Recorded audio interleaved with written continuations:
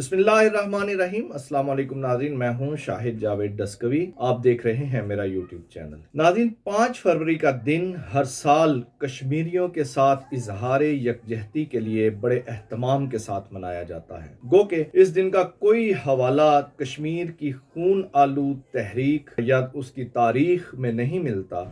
شاید بزرگ تو یہ بات جانتے ہیں کہ یہ دن کیسے اور کس طرح شروع کیا، کس نے اسے اظہار یکجہتی کشمیر کا نام دیا، لیکن نوجوان نسل اس بات سے آج بھی لا علم ہے۔ ناظرین، جماعت اسلامی پاکستان کے سابق امیر اور انتہائی شریف النفس سیاسی رہنما محترم قاضی حسین احمد مرحوم نے 80 کی دہائی میں 5 فروری کو انسانی ہاتھوں کی زنجیر بنا کر کشمیریوں کے ساتھ اظہار یکجہتی کیا، اور ہر سال 5 فروری کو ملک گیر سطح پر انسانی ہاتھوں کی یہ زنجیر بنائی جاتی رہی۔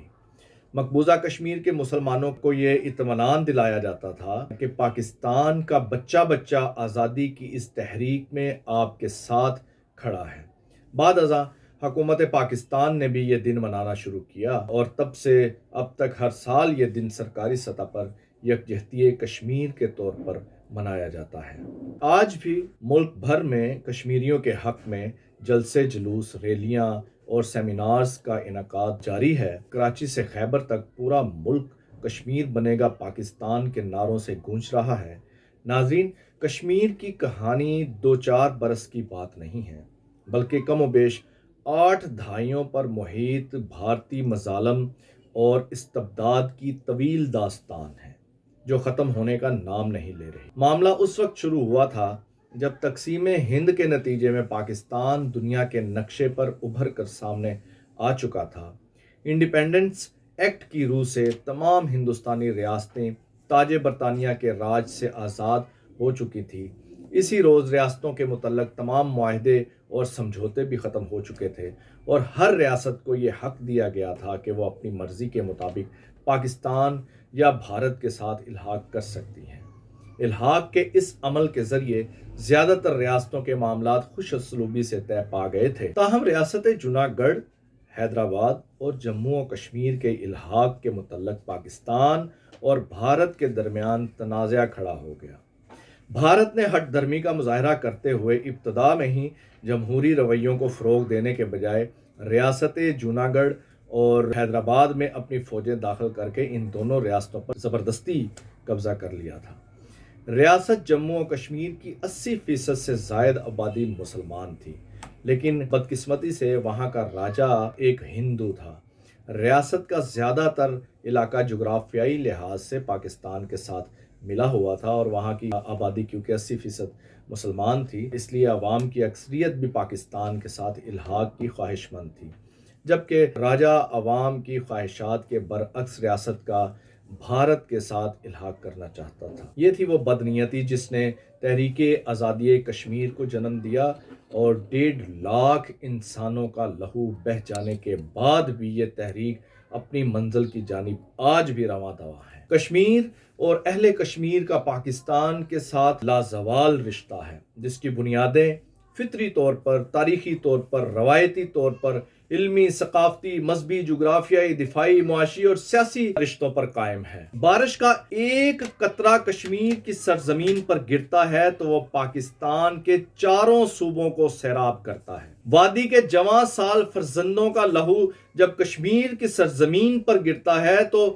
دریائے جہلم اور دریائے نیلم کے ذریعے پاکستان کے گوشے گوشے کو سیراب کرتا ہے۔ اسی بنیاد پر کہا جاتا ہے کہ کشمیر اور پاکستان کا رشتہ جسم اور روح کا رشتہ ہے، جسے کمزور نہیں کیا جا سکتا۔ جس منزل تک پہنچنے کے لیے کشمیر کے لوگوں نے جدوجہد کا آغاز کیا، وہ سفر ابھی ادھورا ہے، اور یہ بڑھتے ہوئے قدم منزل پر پہنچ کر ہی دم لیں گے۔ آج جب ہم یوم یکجہتی کشمیر کے موقع پر تحریک آزادی کشمیر کے شہداء کو خراج تحسین پیش کر رہے ہیں، تو ایسے عالم میں ان کی پاک روحیں ہم سے ایک سوال کر رہی ہیں کہ ہم نے جس عظیم مقصد کے لیے قربانیاں دی تھیں، وہ مقصد کب پورا ہوگا؟ یقیناً ہمارے پاس اس سوال کا ابھی تک کوئی جواب نہیں ہے، لیکن ابھی حوصلے باقی ہیں، ابھی حوصلے بلند ہیں۔ اہل کشمیر نے بھارت کی غلامی پہلے قبول کی، نہ آج کرنے کو تیار ہیں اور نہ آئندہ کبھی کریں گے۔ بھارت کی 8 لاکھ فوج وادی پر قابض ہے، جو اب تک 1.5 لاکھ کشمیریوں کا خون پی چکی ہے۔ ہزاروں کشمیری ماؤں، بہنوں اور بیٹیوں کی عصمت دری کر چکی ہے۔ انسانی حقوق کی بدترین پامالیاں جاری ہیں۔ کشمیریوں کی نسل کشی ہو رہی ہے۔ وادی میں کوئی گھر ایسا نہیں ہے جہاں سے کسی شہید کا جنازہ نہ اٹھا ہو۔ پوری وادی کو دنیا کی سب سے بڑی جیل بنا کر رکھا ہوا ہے۔ اب کشمیری نوجوانوں کو سمگلر ظاہر کر کے انہیں جعلی پولیس مقابلوں میں مارا جا رہا ہے۔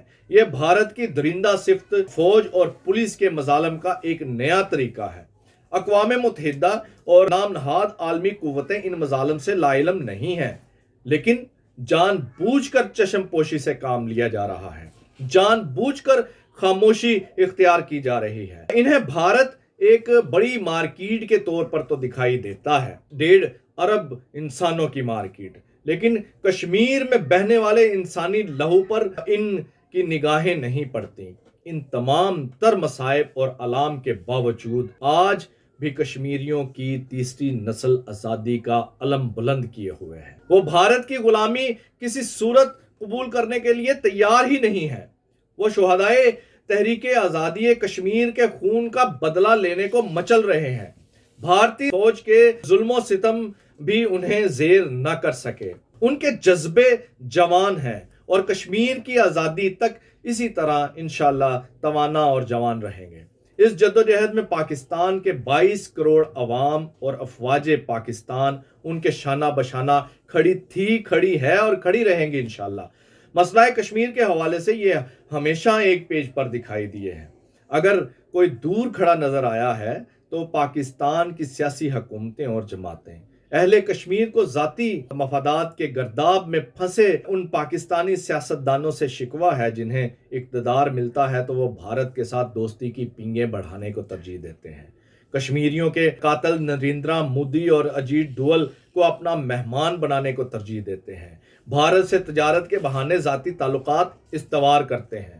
کارگل کی جیتی ہوئی جنگ تھالی میں رکھ کر بھارت کو پیش کر دیتے ہیں۔ مسئلہ کشمیر کے حوالے سے اگر کسی ادارے نے یکسوئی کا مظاہرہ کیا ہے تو وہ صرف اور صرف پاک فوج ہے، اور اسی یکسوئی کا نتیجہ ہے کہ پاکستان کے عوام بھی اپنی فوج کے پیچھے کھڑے ہیں۔ مسئلہ کشمیر عالمی سطح پر اجاگر کرنے میں حکومتوں اور سرکاری کشمیر کمیٹی نے ہمیشہ معذرت خواہانہ رویہ اپنایا ہے۔ جب کشمیر کمیٹی کو سیاسی رشوت کے طور پر ایسے لوگوں کے حوالے کیا جائے گا جو ماضی میں جہاد کشمیر کی ببانگ دہل مخالفت کرتے رہے، کشمیر کی لڑائی کو زمین کے ٹکڑے کی لڑائی قرار دیتے رہے اور مسئلہ کشمیر کو صرف پنجاب کا مسئلہ قرار دیتے رہے، تو پھر کشمیر کمیٹی کی کارکردگی سے کیا توقع ہم رکھ سکتے ہیں؟ پھر تو کشمیر کمیٹی کی سربراہی صرف ایک سیر سپاٹے کا ذریعہ ہی ہو سکتی ہے۔ اس کے علاوہ ان سے کسی خیر کی کوئی توقع رکھنا فضول تھا، اور ماضی میں یہی کچھ ہوتا رہا ہے۔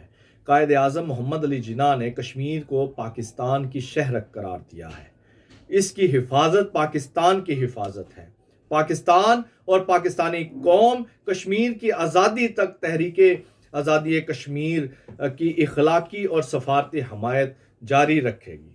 اسی کے ساتھ اگلے ویلاگ تک کے لیے اجازت دیجیے گا۔ اپنا اور اپنے چاہنے والوں کا خیال رکھیے گا۔ اللہ حافظ۔